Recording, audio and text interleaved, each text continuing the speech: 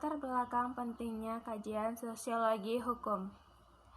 Dengan demikian, terlihatlah bahwa secara relatif sedikit sekali aspek-aspek kehidupan masyarakat yang dapat dimengerti seluk-beluknya secara menyeluruh tanpa memperhatikan aspek-aspek hukumnya.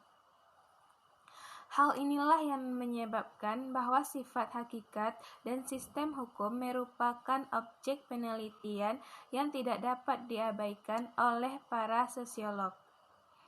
Hukum secara sosiologis adalah penting dan merupakan suatu lembaga kemasyarakatan atau social institution yang merupakan himpunan nilai-nilai, kaidah-kaidah, dan pola-pola perilakuan yang berkisar pada kebutuhan-kebutuhan pokok manusia.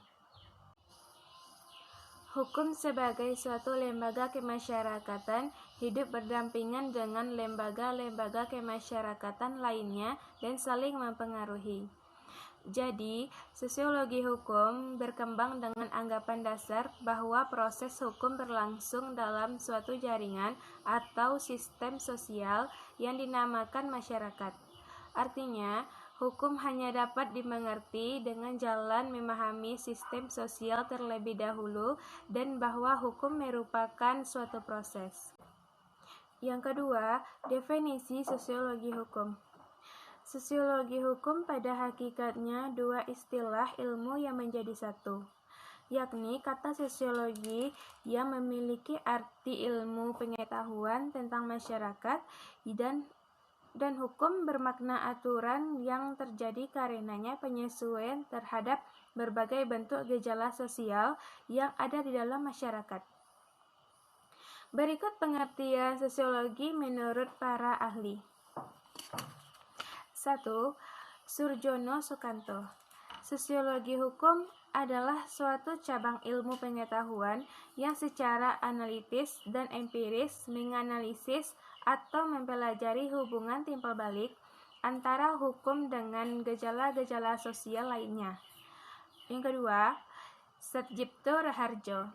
Sosiologi hukum atau sociology of law adalah pengetahuan hukum terhadap pola perilaku masyarakat dalam konteks sosialnya. 3. R.O.J. Salman. Sosiologi hukum adalah ilmu yang mempelajari hubungan timbal balik antara hukum dengan gejala-gejala sosial lainnya secara empiris analitis. Jadi, sosiologi hukum adalah mengamati dan mencatat hukum dalam kenyataan kehidupan sehari-hari dan kemudian berusaha untuk menjelaskannya. Sosiologi hukum sebagai ilmu terapan menjadikan sosiologi sebagai subjek seperti fungsi sosiologi dalam penerapan hukum, pembangunan hukum, pembaharuan hukum, perubahan masyarakat, dan perubahan hukum, dampak dan efektivitas hukum, dan kultur hukum.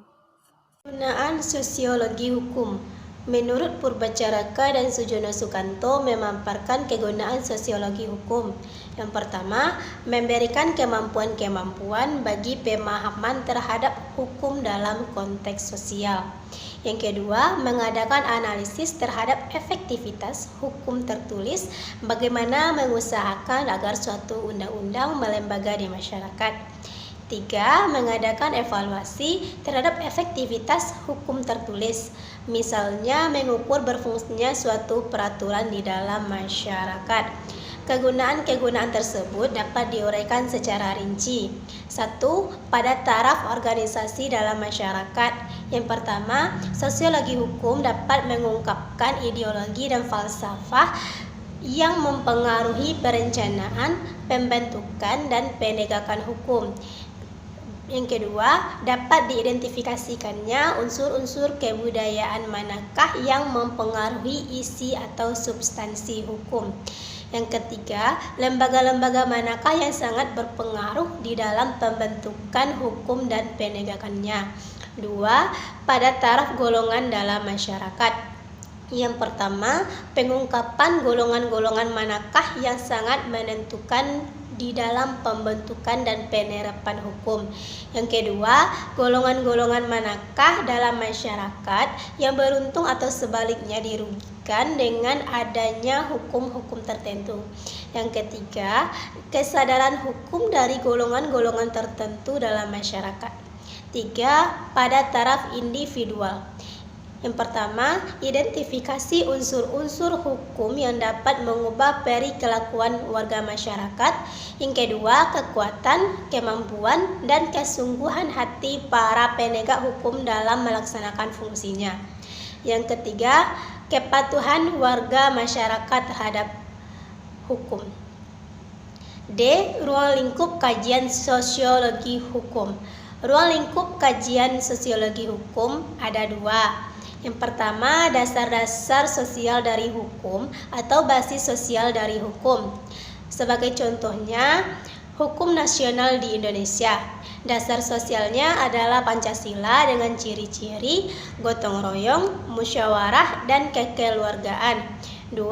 Efek-efek hukum terhadap gejala-gejala sosial lainnya. Contohnya, Undang-Undang tentang Hak Cipta, Undang-Undang mengenai pemilihan presiden secara langsung terhadap gejala politik. Karakteristik kajian sosiologi hukum adalah fenomena hukum di dalam masyarakat dalam mewujudkan. 1. Sosiologi hukum berusaha untuk memberikan deskripsi terhadap praktik-praktik hukum.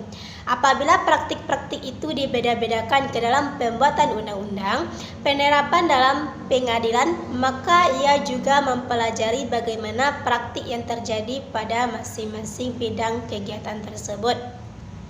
2. Sosiologi hukum bertujuan untuk menjelaskan mengapa suatu praktik hukum di dalam kehidupan sosial masyarakat itu terjadi, sebab-sebabnya, faktor-faktor apa yang berpengaruh, latar belakangnya, dan sebagainya. 3. Sosiologi hukum senantiasa menguji kesahihan empiris dari suatu peraturan atau pernyataan hukum, sehingga mampu memprediksi suatu hukum yang sesuai dan atau tidak sesuai dengan masyarakat tertentu. 4. Sosiologi hukum tidak melakukan penilaian terhadap hukum. Perhatiannya yang utama hanyalah pada memberikan penjelasan terhadap objek yang dipelajari.